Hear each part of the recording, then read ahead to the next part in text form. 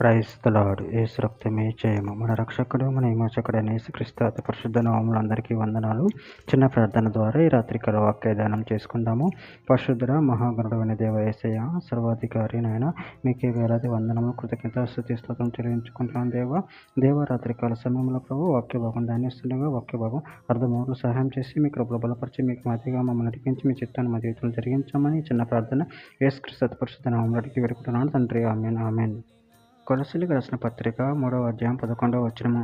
ఇట్టి వారిలో గ్రీసు దేశస్థుడని యూదుడని భేదం లేదు, సున్నతి పొందుటయని సున్నతి పొందకపోవటని భేదం లేదు, పరదేశి అని సిద్ధీయుడని దాసుడని స్వతంత్రుడని లేదు, కానీ క్రీస్తే సర్వమును అందరిలో ఉన్నవాడునై ఉన్నాడు. ఆ దేవుడి వాక్య భాగం దీవించును గాక.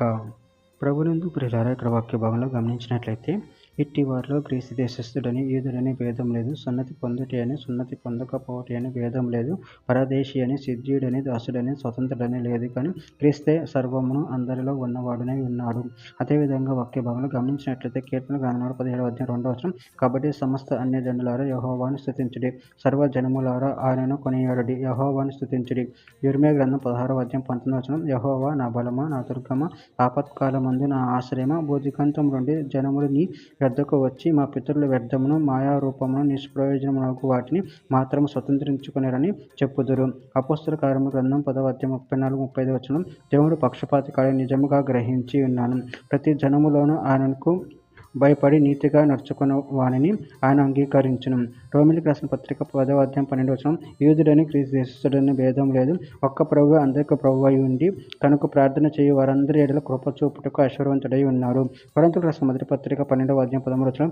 ఎలాగనగా యూదులమైనను గ్రీసు దేశస్థులమైనను దాసులమైనను స్వతంత్రులమైనను మనమందరం ఒక్క శరీరంలోనికి ఒక్క ఆత్మ యందు బాప్తిస్మం పొందితిమి, మనమందరం ఒక్క ఆత్మను పానం చేసిన వారమైతిమి. కొరింథీయులకు రాసిన మొదటి పత్రిక 7వ అధ్యాయం 19వ వచనం.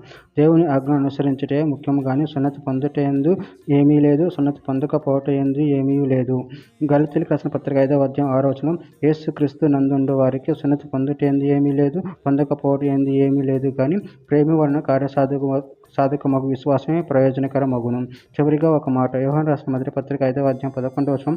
దేవుని కుమారుని అంగీకరించువాడు జీవము గలవాడు, దేవుని కుమారుని అంగీకరింపని వాడు జీవము లేని వాడే. ఆమె దేవుడి వాక్య దీవించిన గాక. చిన్న ప్రార్థన చేసుకుందాము. పరిశుద్ధుడ ప్రేమగల దేవేశయ, మీరు ఇచ్చిన వాక్యదాన్ని బట్టి ప్రేమ కృతజ్ఞతలు చెల్లించుకుంటూ మీ యందు జీవం కలిగి జీవించేవారు శక్తిని బలాన్ని మాకు అనుగ్రహించి మీ ప్రేమ కృపను బలపరిచి స్థిరపరచమని చిన్న ప్రార్థన యేసుక్రీస్తు పరిశుద్ధ నామములో అడిగి వేడుకుంటున్నాను తండ్రి. ఆమేన్ ఆమేన్.